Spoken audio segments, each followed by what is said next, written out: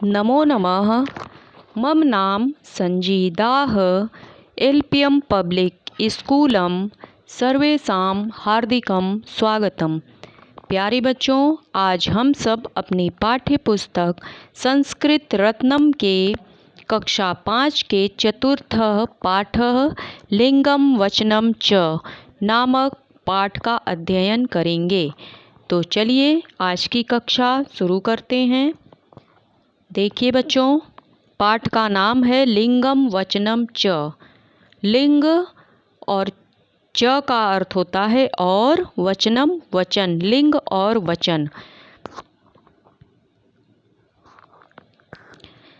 इसमें दिया है जिस चिन्ह से किसी संज्ञा या सर्वनाम शब्द के पुरुष या स्त्री होने का ज्ञान होता है उसे लिंग कहते हैं। संस्कृत भाषा में लिंग 3 प्रकार के होते हैं, पुल्लिंग, स्त्रीलिंग और नपुंसक लिंग। अब पुल्लिंग किसे कहते हैं? जिससे पुरुष जाति का बोध होता है उसे पुल्लिंग कहते हैं, जैसे बालकः, अध्यापकः आदि। स्त्रीलिंग किसे कहते हैं?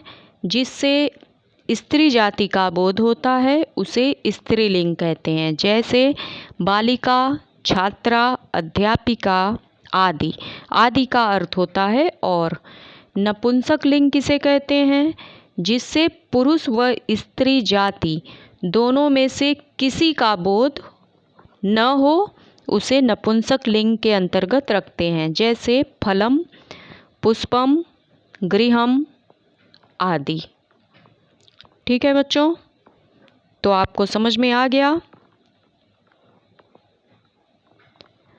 जिस चिन्ह से किसी संज्ञा या सर्वनाम के पुरुष या स्त्री होने का ज्ञान हो उसे लिंग कहते हैं। और संस्कृत भाषा में लिंग 3 प्रकार के होते हैं, पुल्लिंग, स्त्रीलिंग, नपुंसक लिंग। जिससे पुरुष जाति का बोध होता है उसे पुल्लिंग कहते हैं, जैसे बालक, अध्यापक, लड़का। ठीक है, ऐसे बहुत सारे शब्द हैं। और जिससे स्त्री जाति का बोध होता है उसे स्त्रीलिंग कहते हैं, जैसे बालिका, छात्रा, अध्यापिका, लड़की, औरत आदि। और नपुंसक लिंग किसे कहते हैं? जिससे पुरुष और स्त्री जाति दोनों में से किसी का बोध न हो, जैसे फलम, पुष्पम, गृहम आदि। अब आगे देखिए क्या है।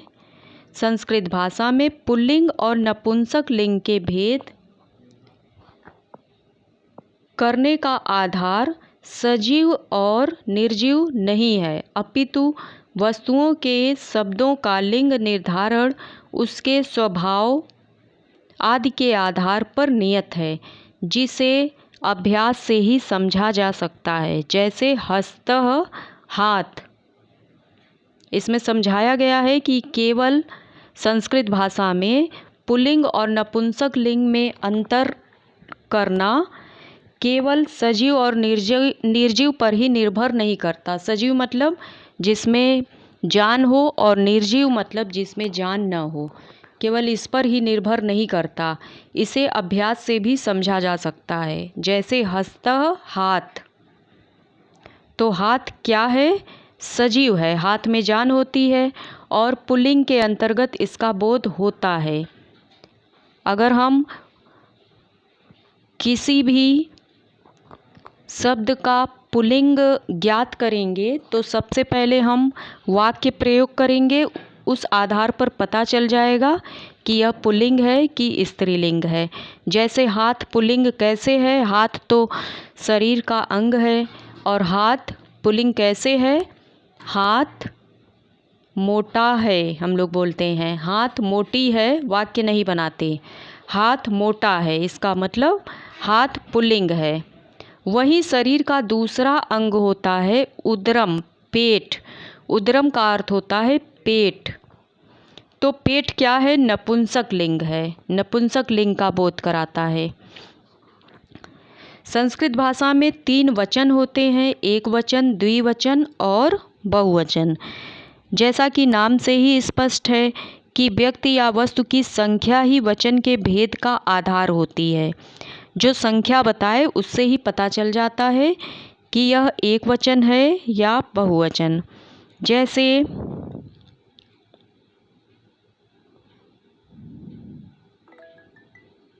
एक वचन किसे कहते हैं?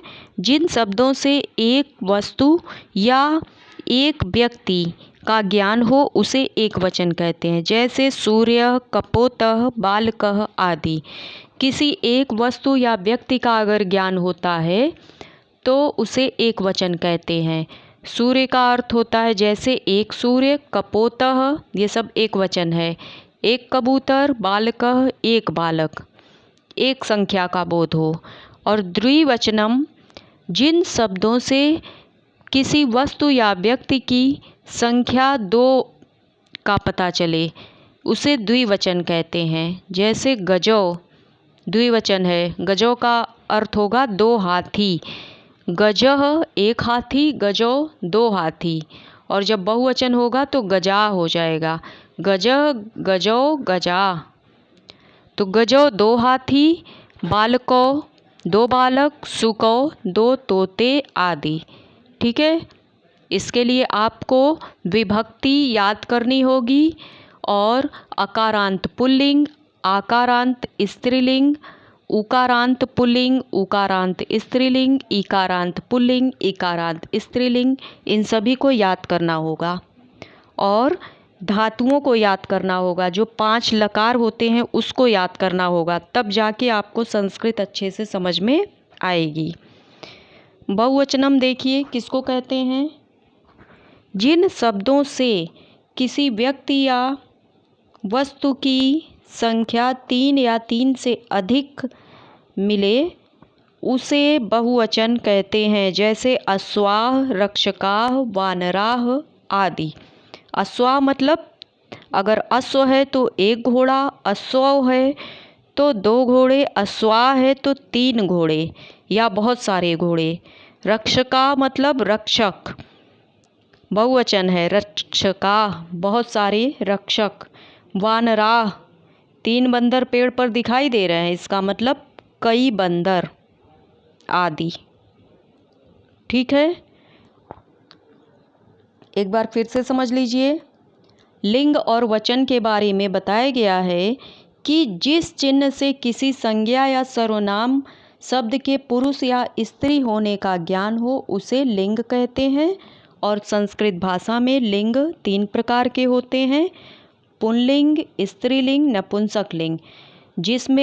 जिससे पुरुष जाति का बोध होता है उसे पुल्लिंग कहते हैं, जैसे बालक।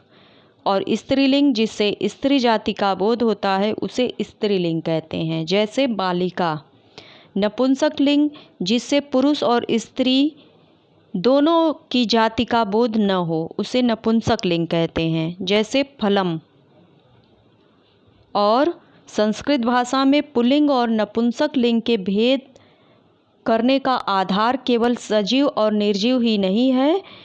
इन वस्तुओं के शब्दों का लिंग निर्धारण हम और भी तरीके से कर सकते हैं, इसे अभ्यास के द्वारा भी समझा जा सकता है।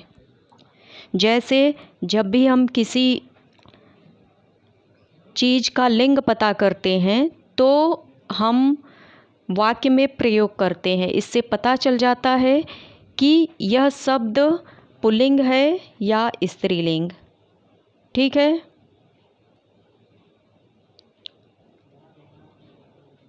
जैसे शरीर का एक भाग दिया है हस्त, हस्त का अर्थ होता है हाथ।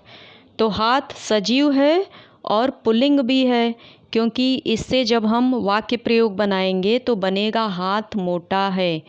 और वहीं शरीर का एक और अंग है जैसे उदरम, उदरम संस्कृत है, इसको हिंदी में बोलते हैं पेट। तो पेट जो है वो नपुंसक लिंग का बोध कराता है। और संस्कृत भाषा में वचन 3 होते हैं, एक वचनम, द्विवचनम, बहुवचनम। इसमें भी संख्या से ही पता चलता है, नाम से ही पता चल रहा है कि अगर एक वचन है तो एक संख्या का बोध होगा, किसी एक व्यक्ति या वस्तु की संख्या का बोध होगा। जैसे बालकः एक बालक आदि। द्विवचनम, इससे भी नाम से ही पता चल रहा है, कि जिन शब्दों से किसी वस्तु या व्यक्ति के दो संख्या होने का पता चले उसे द्विवचन कहते हैं, जैसे गजो, दो हाथी। बहुवचनम, जिन शब्दों से किसी व्यक्ति या वस्तु के तीन या तीन से अधिक होने का बोध हो उसे बहुवचन कहते हैं, जैसे अश्वाह, तीन घोड़े, या अगर तीन से अधिक हैं तो भी हम अश्वाह का ही प्रयोग करेंगे। ठीक है बच्चों, तो उम्मीद करती हूँ कि आप सभी को लिंग और वचन के बारे में अच्छे से पता चल गया होगा। आप सब जल्दी से जल्दी अपनी बुक और कॉपी लेने का प्रयास करें ताकि जो वीडियो और नोट्स भेजा जा रहा है वो आपके समझ में आए और आप सब इसे अपनी फेयर कॉपी में अच्छे से लिख लेंगे। नोट्स में अभ्यास के प्रश्नों को भेजा जाएगा, आप सब उसे अच्छी राइटिंग में मात्रा को ध्यान में रखते हुए लिखेंगे। ठीक है बच्चों, तो चलिए आज के लिए अब बस इतना ही। पढ़ते लिखते रहिए, खुश रहिए। धन्यवाद।